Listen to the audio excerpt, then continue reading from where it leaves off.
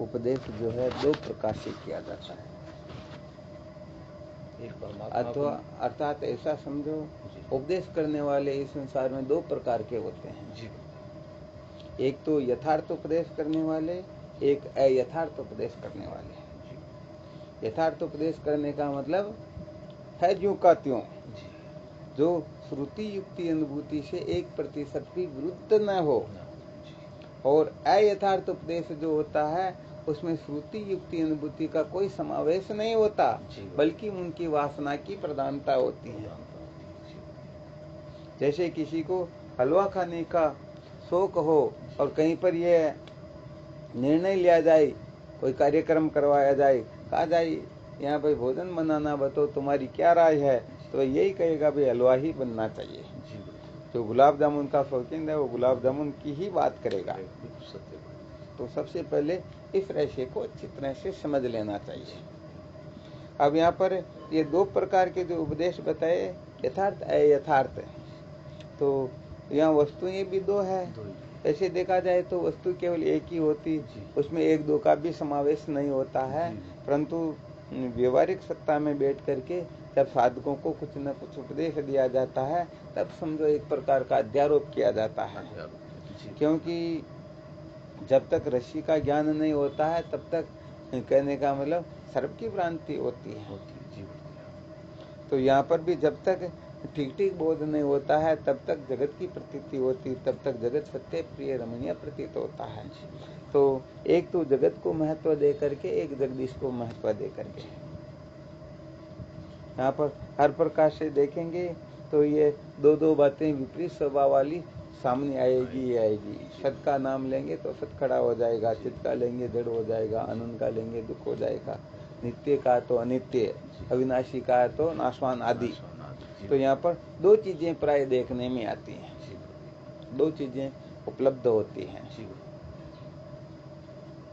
वैसे देखा जाए तो ये दो चीजें जो है अज्ञानियों को ही संसार उपलब्ध होता है। ज्ञानियों को तो केवल मात्र तत्व के सिवाय और किसी की उपलब्धि होती ही नहीं, क्योंकि है ही नहीं। रस्सी में सर्प है ही नहीं तो कहाँ से उपलब्ध होगा।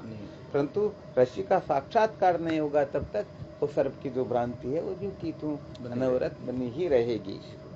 तो देखो होता क्या है, एक तो परमात्मा को महत्व दे करके उपदेश दिया जाए और एक जगत को महत्व दे करके फिर उपदेश दिया जाए। तो परमात्मा को महत्व दे करके जब विचार किया जाएगा, उपदेश दिया जाएगा, मंथन किया जाएगा, तो उस जगह पर नाम रूपात्मक समस्त प्रपंच की समझो एक प्रकार से धज्जियां ही उड़ानी होगी। क्योंकि अपना विषय यही तो चल रहा है, संसार को बनाए रखकर कभी भी सत्य का साक्षात्कार कर नहीं सकते हैं। तो जो परमात्मा को महत्व दे करके, उनको लक्ष्य बना करके, केंद्र बिंदु बना करके जब उपदेश दिया जाएगा, फिर उसमें किसी प्रकार का गड़बड़ घोटाला होगा ही नहीं। और जब संसार को महत्व दे करके उपदेश दिया जाएगा, क्या दिया जाएगा, संसार को महत्व दे करके उपदेश दिया जाएगा, तो सच्ची बात यह है संसार की सारी प्रक्रियाएं हैं उनको ध्यान में रख करके, उनको ध्यान में रख करके फिर उपदेश दिया जाएगा। तो बताओ, जब जगत को महत्व दे करके उपदेश दिया जाएगा तो परमात्मा छूट जाएंगे या नहीं छूटेंगे? छूट जाएंगे गुरुदेव, बिल्कुल निश्चित रूप से। क्यों? क्योंकि जगत के अंतर्गत तो जैसे स्वार्थ सिद्ध होता, जैसे वासना की पूर्ति होती, जैसे मौज मस्ती मनोरंजन प्राप्त होता है, वैसे ही उपदेश दिया जाएगा। अच्छा, और थोड़ा विचार करके देख लो, जब परमात्मा को महत्व दे करके उपदेश दिया जाएगा तो बताओ जगत बाकी रह जाएगा क्या? परमात्मा की प्राप्ति हो गई तो कुछ शेष रहा ही नहीं ना। तो कोई जगत को प्राप्त करना चाहता तो परमात्मा निश्चित रूप से छूट जाएगा, और परमात्मा को पाना चाहता तो पीछे कुछ भी छूटेगा ही नहीं। क्योंकि सर्व खलविदं ब्रह्म, परमात्मा को छोड़ करके न नास्ति किंचन, और कोई दूसरी वस्तु है ही नहीं।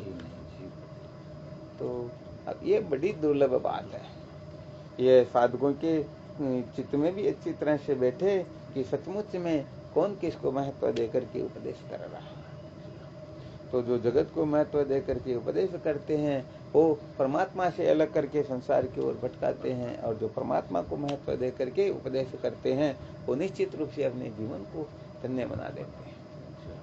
तो ये बड़े विलक्षण सूत्र, इनको अच्छी तरह से समझना होता, क्योंकि महत्व बुद्धि जो होती है ना, जी गुरुदेव, अभी जो पहले दृष्टांत सुनाया था ना, जी हाँ, दोनों भाइयों का कभी अलग हुए ही नहीं, एक ही चूल्हे पर खा रहे हैं, परंतु एक भाई सेम खरीद करके लाता, आम खरीद करके लाता, एक आदमी 400 ग्राम का, एक आदमी 300 ग्राम का, 300 ग्राम की तरफ उनका बच्चा, 400 ग्राम की तरफ उनका भाई का बच्चा, हाथ को आटी लगा दी, भैया देख रहा था, फिर कह दिया भाई अपने को अलग हो जाना है।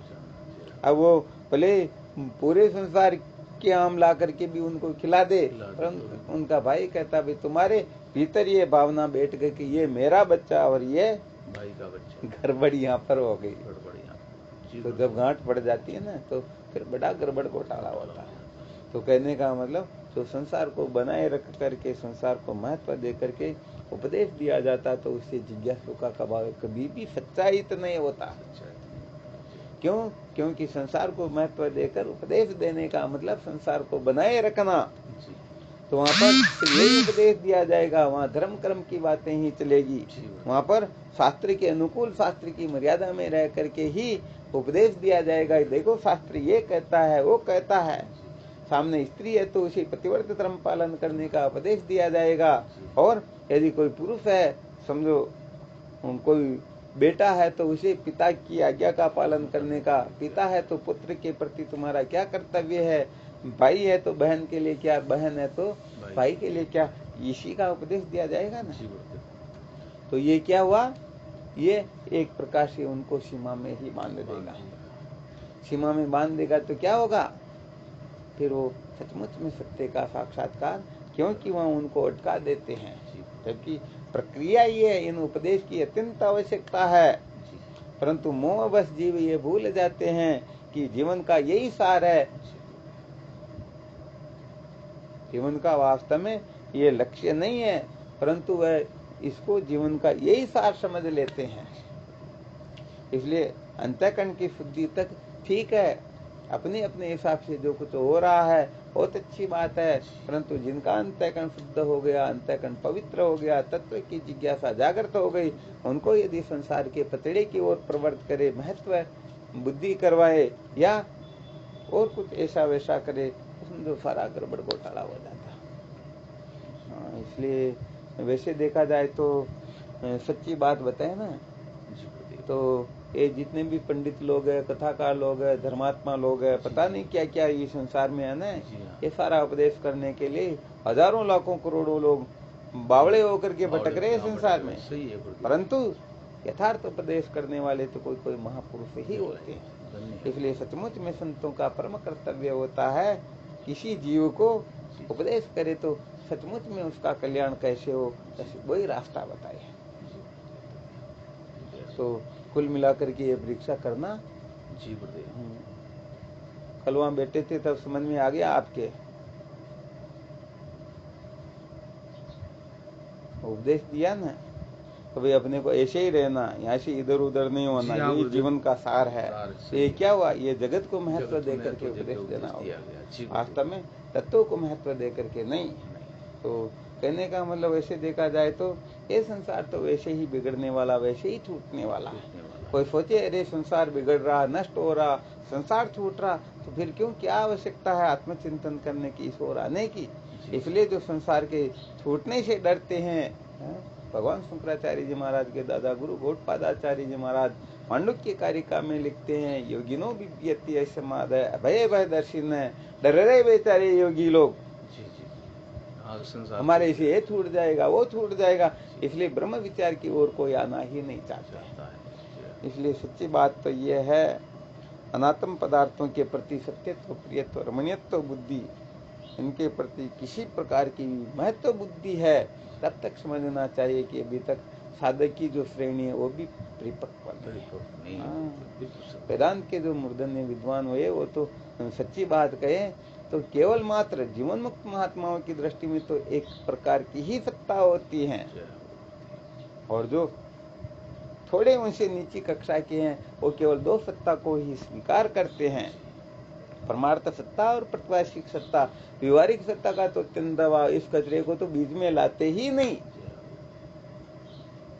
बाकी तो ठीक ठीक है, वो फिर पता नहीं क्या क्या करते हैं, परंतु वेदांत का तो वास्तविक तात्पर्य जो है परमार्थ सत्ता के सिवाय और कुछ है ही नहीं। और परमार्थ सत्ता के सिवाय, परमात्मा के सिवाय मोद आत्म चैतन्य से भी समस्त नाम रूपात्मक प्रपंच बंध्या पुत्र के समान है। अतः सब प्रतीति मात्र होने से प्रतिभाषिक सत्ता में ये भी बड़े विद्वानों का निर्णय है, परंतु ये व्यवहारिक सत्ता तो ये किसी को कहीं का रखती ही नहीं।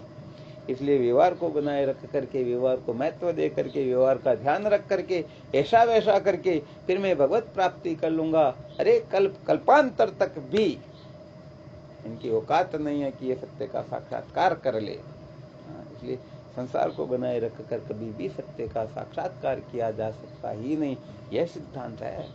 इस निर्णय को अच्छी तरह से समझना चाहिए। समझो, जीवन धन्य हो जाएगा, कृतार्थ हो जाएंगे, और अपना करना जानना पाना जितना भी भ्रांति रूप संसार है सब निवृत्त हो जाएगा। तो साधकों को केवल मात्र इतनी सी विवेक वृत्ति जागृत कर लेनी चाहिए कि सचमुच में किसको महत्व देकर के फिर उपदेश किया जा रहा है। सत्य बात है। ऐसा यदि हो तो साधक को संसार में कोई भटका नहीं सकता, वरना सच्ची बात हो तो भटके हुए ही है। उनको भटकाना कहाँ पर।